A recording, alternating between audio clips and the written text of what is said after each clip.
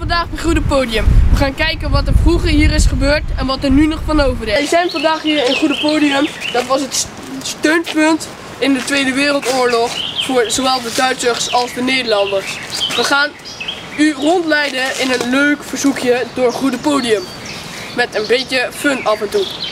Het Goede Podium was het steunpunt. Het had heel veel landmijnen ook. Ook veel bermen waar ze achter konden verschuilen. Ook een kleine schans. Verschrikkelijk veel bunkers waar we het nu over gaan hebben.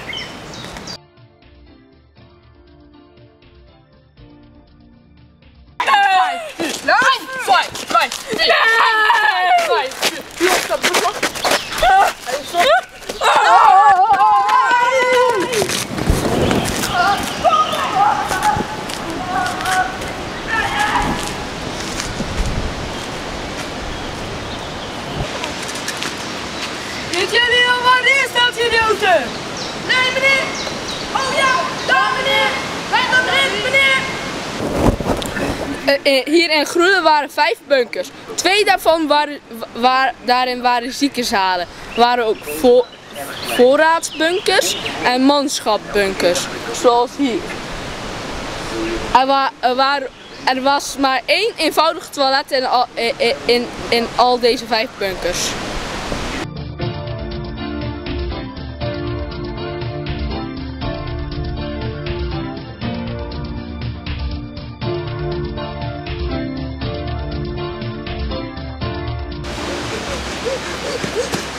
Welke kant moet ik op? Welke kant moet ik op? Die! Kom op jongens! Waar is hij? Waar is hij? Waar? Kijk eens op! Die kant! Ik ga nog hierheen! Oké! Ik ga die kant!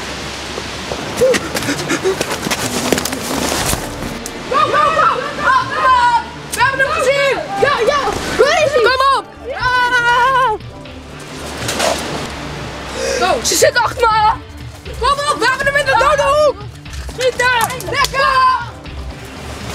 Kom dan, we hebben hem! Wanneer moeten we al vuren? 3! 2! Nee! Maak het niet weg! Kom! Ik ga niet leggen hier. Kom op!